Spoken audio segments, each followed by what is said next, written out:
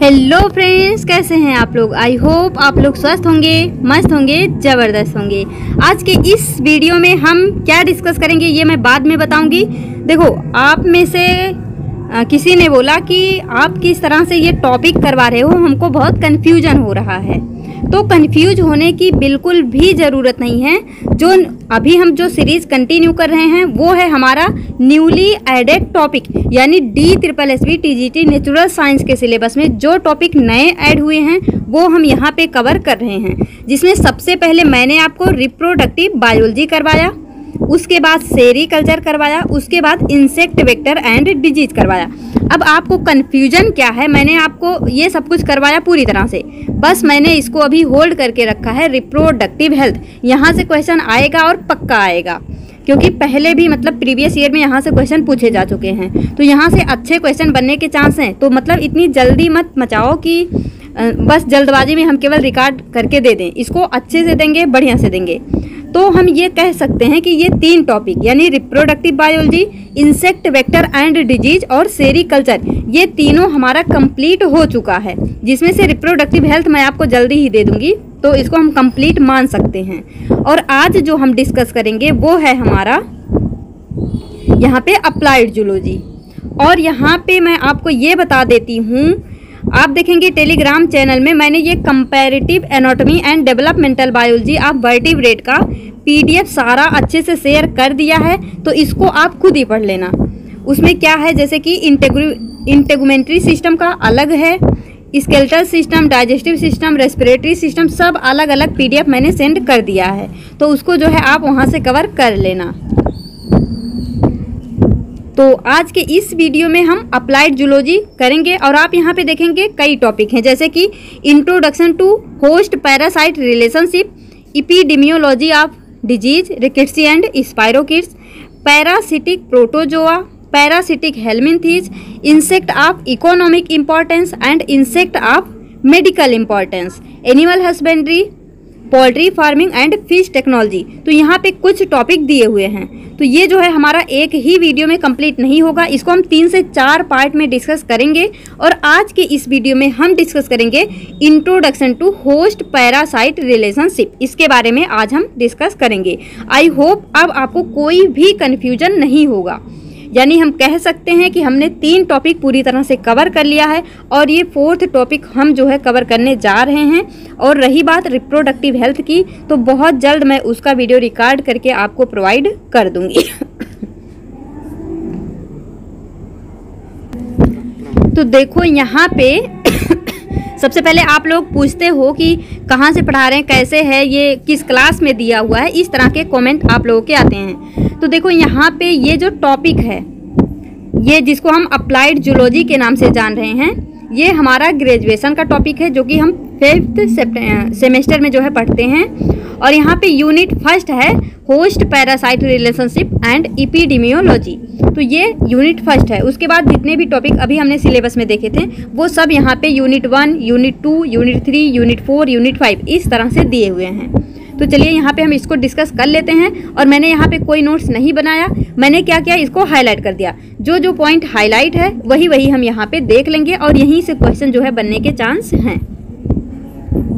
तो यहाँ पे देखो सबसे पहले है हमारा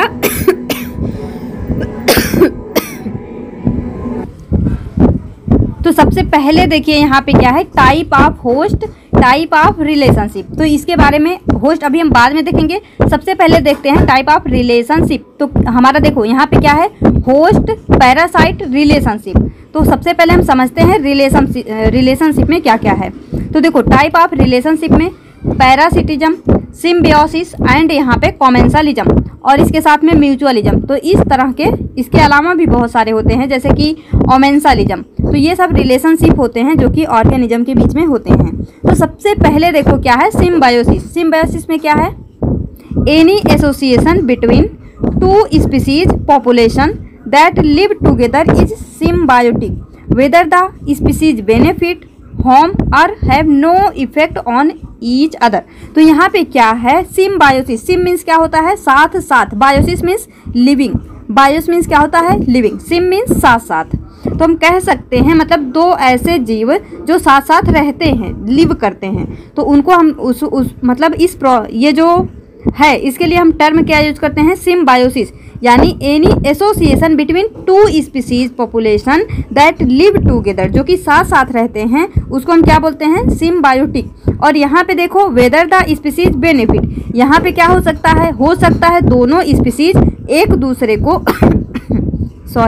दोनों स्पीसीज एक दूसरे को बेनिफिट कर रहे हों, यानी लाभ पहुंचा रहे हों, या फिर हो सकता है वो एक दूसरे को हार्म कर रहे हों, या ऐसा भी हो सकता है कि वो जो है उसमें से एक को फायदा हो रहा है लेकिन एक पे कोई इफेक्ट नहीं पड़ रहा, या फिर एक को नुकसान हो रहा है दूसरे को कोई फर्क नहीं पड़ रहा, और ये भी हो सकता है कि एक का फायदा हो रहा और एक का नुकसान हो रहा। तो इस बेस पे जो है अलग अलग रिलेशनशिप बनाए गए हैं।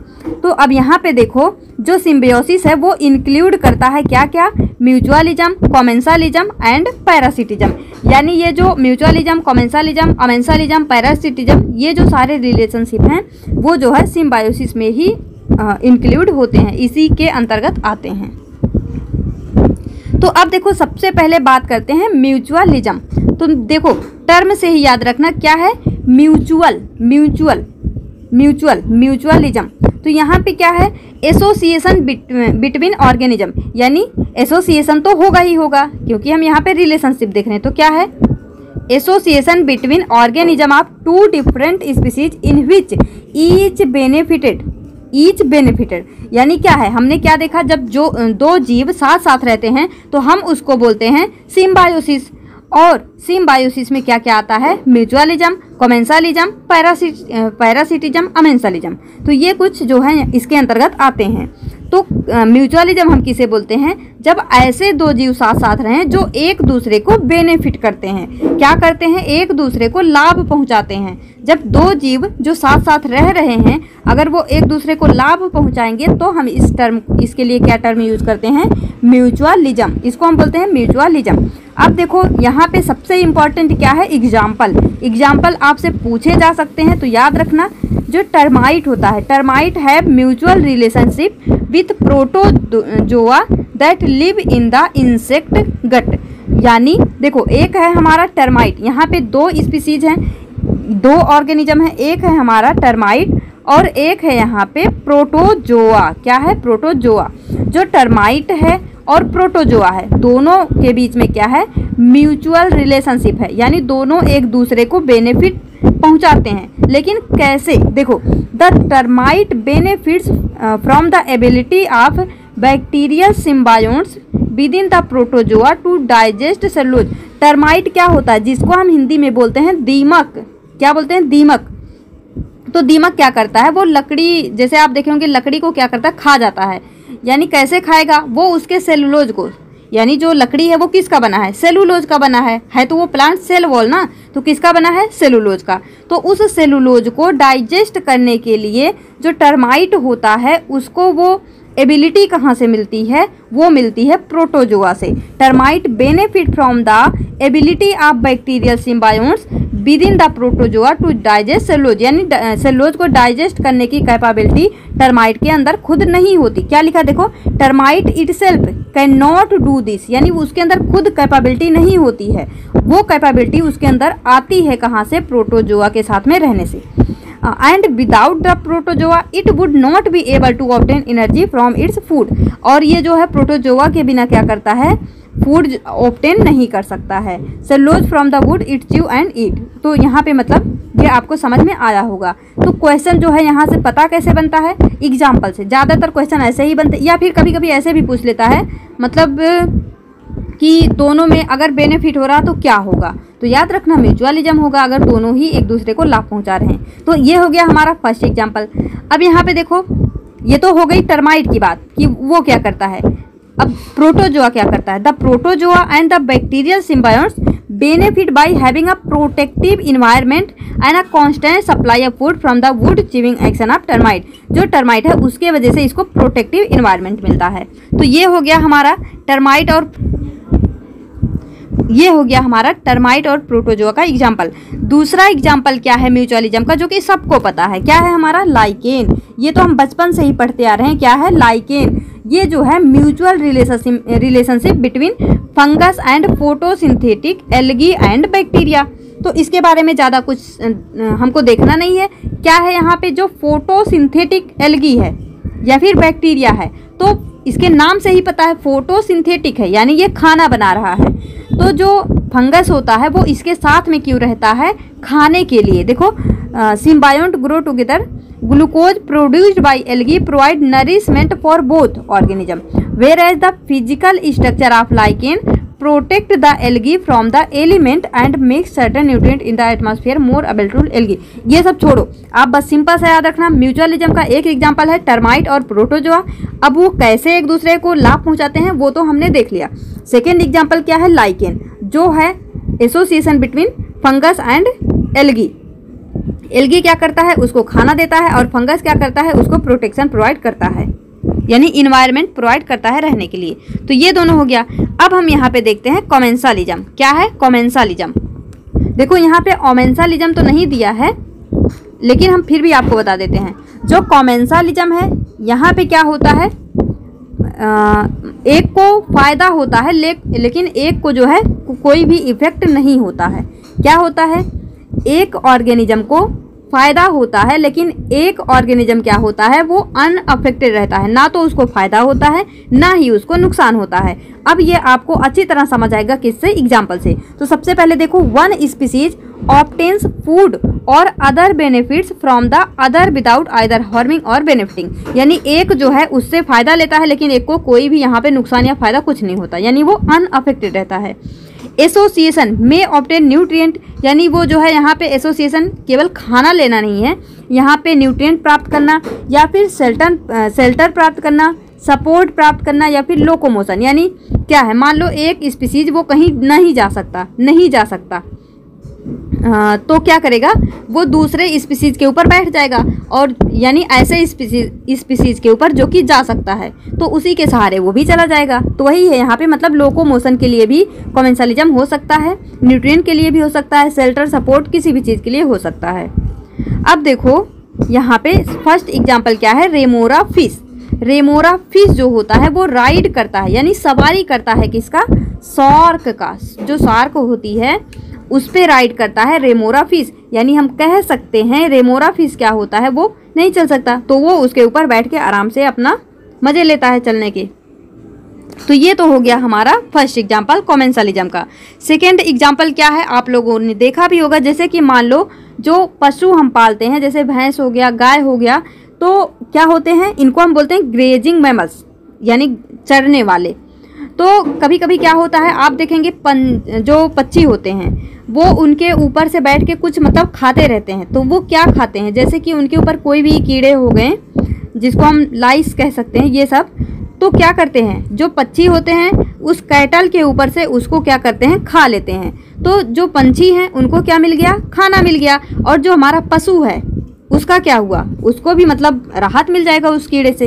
तो यहाँ पे क्या है, bird species such as great egret, उस बर्ड का क्या नाम है, ग्रेट इग्रेट, और इसको हम बोलते हैं आर्डिया अल्बा, इसका साइंटिफिक नेम है, that feed on insect turned up by grazing mammals और on soil organism stirred up by ploughing, यानी वो क्या करते हैं, वहाँ से उस कीड़े को उठा उठा के खा लेते हैं। तो हम यहाँ पे कह सकते हैं वो जो पंछी है, यानी ये जो यहाँ पे है बर्ड स्पीसीज जिसको हम बोल रहे हैं ग्रेट इग्रेट, ये क्या कर रहा, ये इसको जो है न्यूट्रिशन मिल जा रहा, खाने के लिए खाना मिल जा रहा, लेकिन जो हमारा पशु है वो अनअफेक्टेड है, या फिर कह सकते हैं कि हाँ उसको भी थोड़ा राहत मिल जाएगा। तो ये तो हो गया हमारा कॉमेंसालिज्म।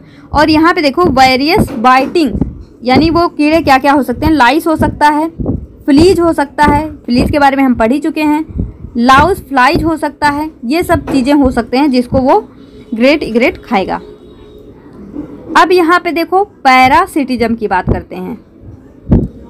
पैरासिटिज्म में क्या होता है, parasitism one organism lives on or in, यानी क्या है, एक ऑर्गेनिज्म या तो उसके ऊपर रहेगा या फिर उसके अंदर रहेगा, किसके, अनदर ऑर्गेनिज्म, यानी दो यहाँ पे दो स्पीसीज का एसोसिएशन है, तो एक ऑर्गेनिज्म जो है वो दूसरे के ऊपर रहेगा या फिर उसके अंदर रहेगा, तो इसको हम क्या बोलते हैं, parasitism.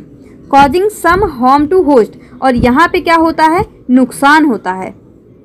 Causing some harm to host, जो होस्ट होता है उसको हार्म करता है। तो क्या हो गया हमारा, one organism lives on or in another organism causing some harm to host.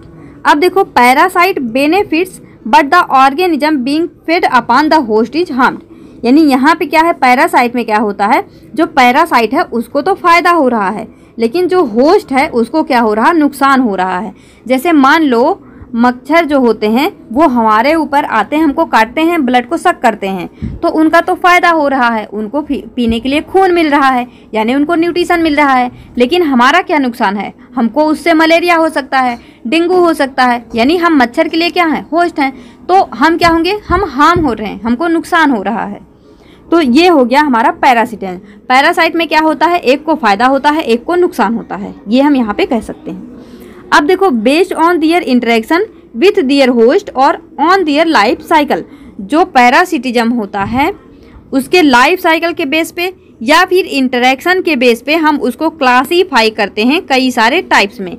तो सबसे पहला यहाँ पे क्या है, इक्टोपैरासाइट।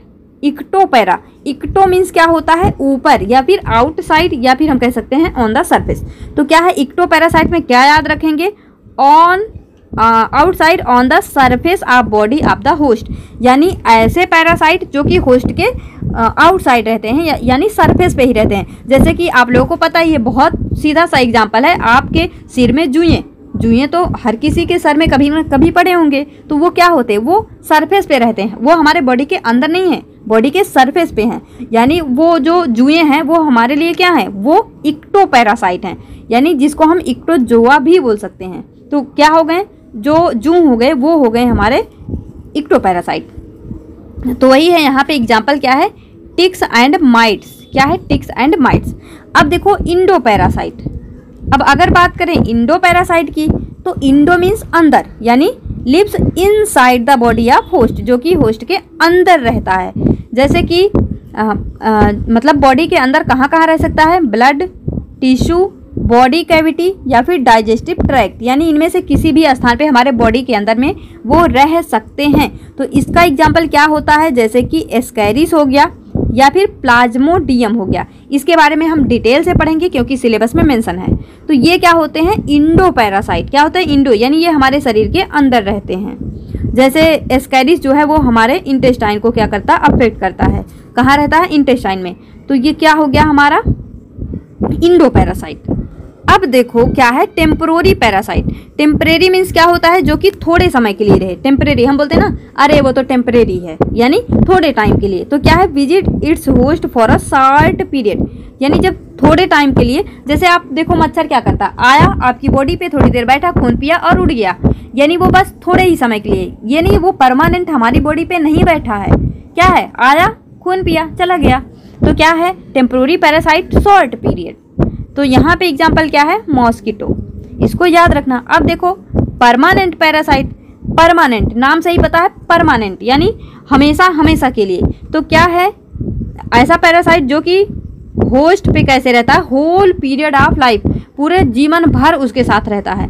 जैसे कि एग्जाम्पल में हो गया एस्कैरिस। देखो एस्कैरिस जो है इंडो पैरासाइट भी है और परमानेंट पैरासाइट भी है, इसके एग्जाम्पल तो याद रखना।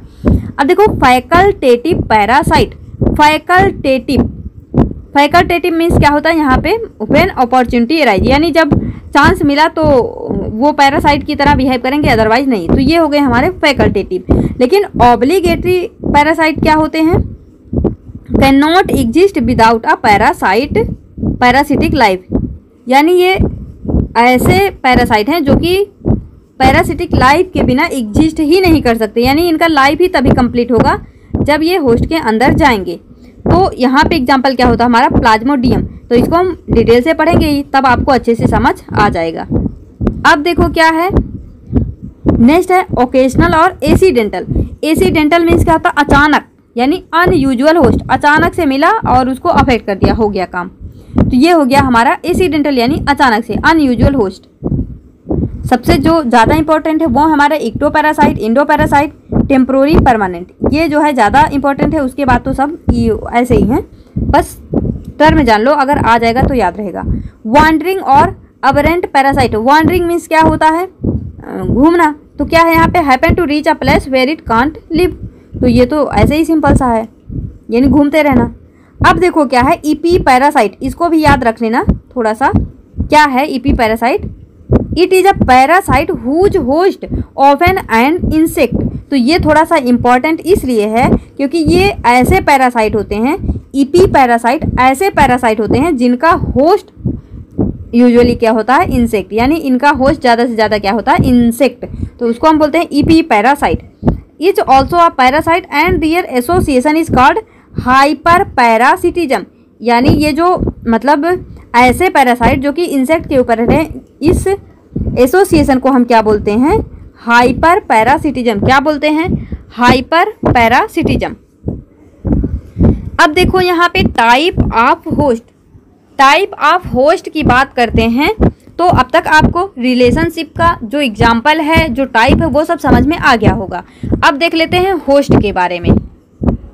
तो सबसे पहले ये देखते हैं कि होस्ट क्या होते हैं। तो देखो host is the organism upon or inside which the parasite lives or the organism which lodges the parasite. Simple सा समझो, ये इंग्लिश इतनी भारी सी, इसको छोड़ो। क्या है, host is the organism, host ऐसे ऑर्गेनिज्म होते हैं जो कि अपान और इनसाइड, यानी जो कि ऊपर रहते हैं या फिर अंदर रहते हैं, which the parasite lives or the organism which lodges the parasite, जो कि पैरासाइट के रहने के लिए क्या होता है, जगह होता है। यानी सिंपल सा समझो होस्ट क्या है। जैसे मान लो हमारे अंदर में क्या होता है, डिजीज होता है, वो डिजीज किसके वजह से होता है, किसी न किसी पैथोजन की वजह से, यानी कि बैक्टीरिया की वजह से, फंजाई की वजह से, वायरस की वजह से, इन सब की वजह से होता है। यानी कोई ना कोई पैरासाइट है, कोई ना कोई पैथोजन है जिसके वजह से होता है। तो जिसके अंदर होता है वो बीमारी, वो क्या होता है, होस्ट। तो होस्ट ऐसा ऑर्गेनिज्म होता है जिसके अंदर पैरासाइट क्या करते हैं, रहते हैं। क्या करते हैं, रहते हैं। यानी host is the organism upon or inside which the parasite lives, यानी होस्ट ऐसा ऑर्गेनिज्म है जिसके ऊपर या फिर जिसके अंदर पैरासाइट रहते हैं। क्या है, होस्ट ऐसा ऑर्गेनिज्म है जिसके अंदर पैरासाइट रहते हैं, यानी अंदर रह सकते हैं या फिर बाहर रह सकते हैं, यानी सरफेस पे। तो क्या है, होस्ट क्या है, ऐसे ऑर्गेनिज्म जिसके ऊपर या जिसके अंदर पैरासाइट रहते हैं। तो ये हो गया सिंपल सा हमारा होस्ट, होस्ट का डेफिनेशन। अब देखो यहाँ पे मलेरिया कॉजिंग प्रोटोजोअन, जो मलेरिया कॉज करता है वो क्या है, प्रोटोजोआ, जिसका नाम है पैरासाइट प्लाज्मोडियम, पैरासाइट प्लाज्मोडियम। तो यहाँ पे क्या होता है, इसके लिए दो होस्ट होते हैं। जैसे अभी हमने देखा होस्ट क्या होते हैं, तो वही हमको आगे बताया जा रहा है कि जो मलेरिया कॉजिंग प्रोटोजोआ है, जिसको हम बोल रहे हैं पैरासाइट प्लाज्मोडियम, उसके दो होस्ट होते हैं।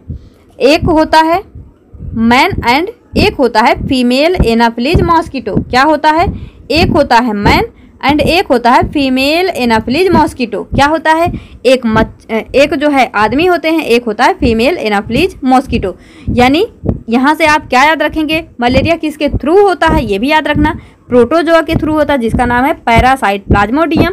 और इसके दो होस्ट होते हैं, कौन कौन से होते हैं, एक आदमी होता है, एक होता है फीमेल एनाफिलीज मॉस्किटो। तो ये आपको समझ आया होगा। ठीक इसी तरह से एक पॉइंट और याद रखना, in mosquito the parasite undergo sexual reproduction to produce infective stage. And second host में क्या याद रखोगे, asexual reproduction and produce large number of parasite. यानी देखो इसके दो होस्ट तो हैं, लेकिन ये मॉस्किटो में क्या करता है, अपना सेक्सुअल रिप्रोडक्शन को कंप्लीट करता है, और सेकेंड होस्ट यानी मैन में क्या करता है, ए सेक्सुअल रिप्रोडक्शन को कंप्लीट करता है, और यहाँ पे अपने नंबर को क्या करता है, बढ़ाता है, इंक्रीज करता है, यानी मल्टीप्लाई करता है, ढेर सारे पैथोजन बनाता है। फिर यहाँ पे देखो, जैसे कि अभी ये हमने देखा मलेरिया जो है वो उसका कॉजिंग एजेंट है पैरासाइट प्लाज्मोडियम, जिसके दो होस्ट हैं, एक मैन एक जो है फीमेल एनाफिलीज मॉस्किटो। तो यहाँ से आप समझो जो होस्ट होते हैं वो कई टाइप के हो सकते हैं। जैसे कि दो होस्ट तो हैं, लेकिन उसको भी हम अलग अलग कैटेगराइज कर सकते हैं। एक हो सकता है हमारा प्राइमरी होस्ट, और एक हो सकता है हमारा सेकेंडरी होस्ट। क्या है? एक है हमारा प्राइमरी होस्ट जिसको हम कह सकते हैं डेफिनेटिव होस्ट, और सेकेंडरी होस्ट को हम कह सकते हैं इंटरमीडिएट होस्ट। तो यहाँ से जो भी पॉइंट हम बताने वाले हैं वो बहुत इंपॉर्टेंट है, कहीं से भी क्वेश्चन पूछा जा सकता है। प्राइमरी होस्ट क्या है? Host that harbours the adult stage और sexually mature stage of parasite और the host in which parasite undergoes sexual reproduction. Simple सा याद रखना, जो पैरासाइट है जिस होस्ट के अंदर सेक्सुअल रिप्रोडक्शन कंप्लीट करता है वो है प्राइमरी होस्ट। जैसे कि जो मैन होता है वो प्राइमरी होस्ट होता है बाउचेरिया बैंक्रोफ्टाइन यानी फाइलेरियल वॉर्म के लिए। जो फाइलेरियल वॉर्म होता है उसके लिए मैन क्या होता है? प्राइमरी होस्ट होता है।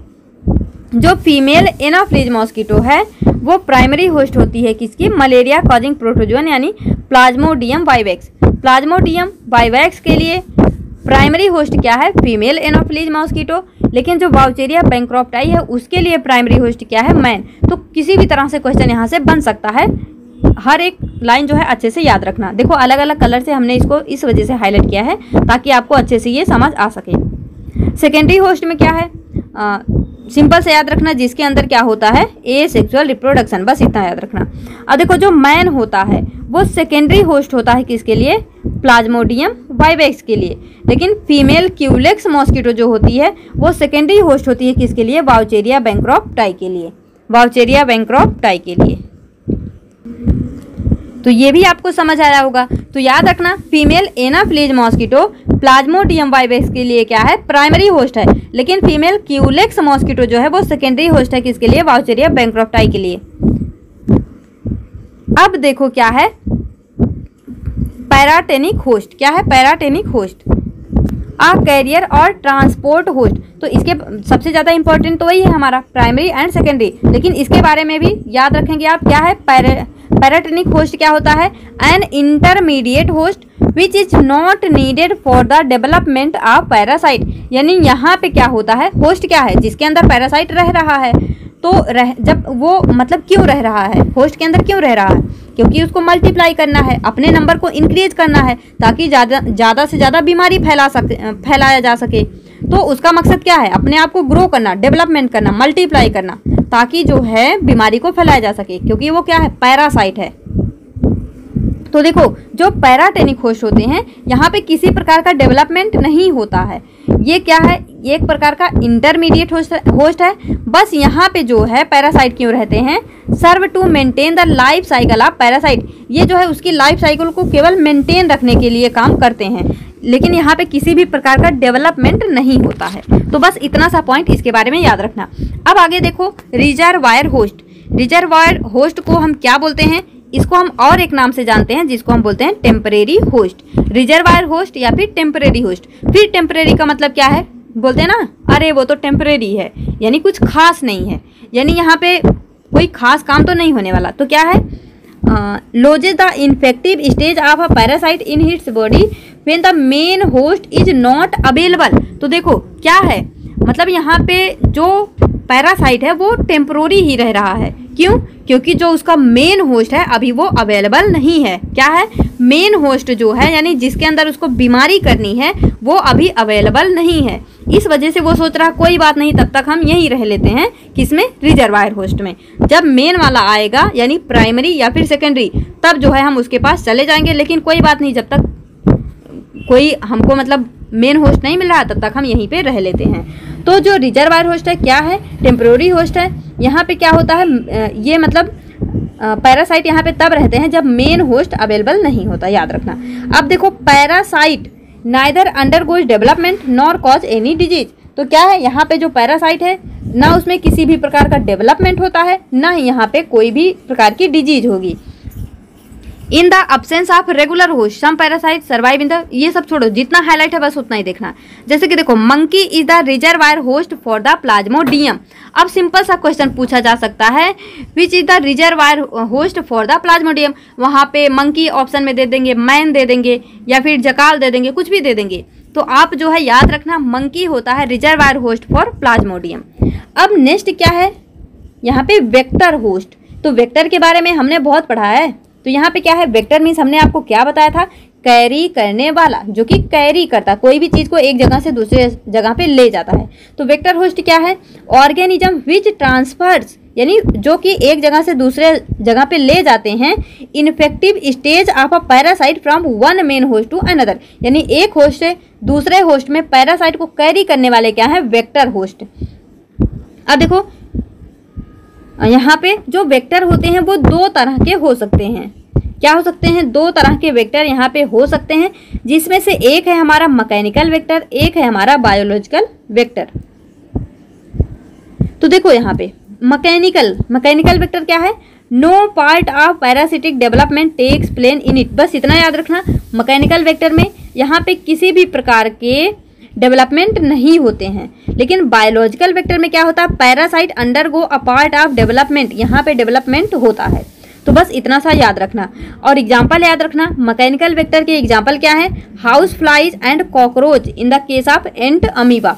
और बायोलॉजिकल वेक्टर के एग्जाम्पल क्या है, female anopheles mosquito in the case of plasmodium and female culex mosquito in the case of बाउचेरिया।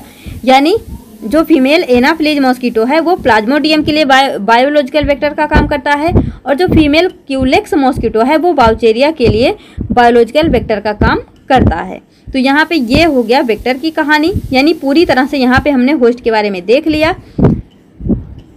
तो ये तो हमारा होस्ट पैरासिटिक रिलेशनशिप यहाँ पे खत्म होता है, और जो जो पॉइंट मैंने आपको बताया वो सभी पॉइंट आपको समझ में आए होंगे। तो इसके नेक्स्ट वीडियो में हम डिस्कस करेंगे, इसी को कंटिन्यू करेंगे। और टेंशन मत लेना, जो रिप्रोडक्टिव हेल्थ है वो हम आपको प्रोवाइड कर देंगे, आपको बिल्कुल भी कंफ्यूज होने की ज़रूरत नहीं है।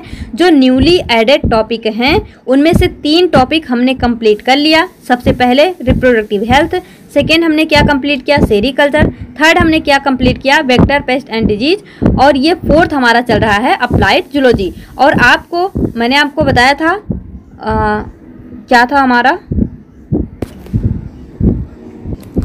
हाँ, कंपैरेटिव एनाटॉमी जो है उसको मैंने टेलीग्राम पे शेयर कर दिया है, आप वहाँ से अच्छे से पढ़ लेना। जितना पॉइंट सिलेबस में मेंशन है सभी PDF मैंने अलग अलग सेंड कर दिया है, तो उसको पढ़ लेना, कंप्लीट कर लो उसको खुद ही। तो ठीक है, इस वीडियो का फीडबैक देना मत भूलना। इस वीडियो में यहीं तक, मिलेंगे अपने नेक्स्ट वीडियो में, तब तक के लिए all the best, be happy, be positive.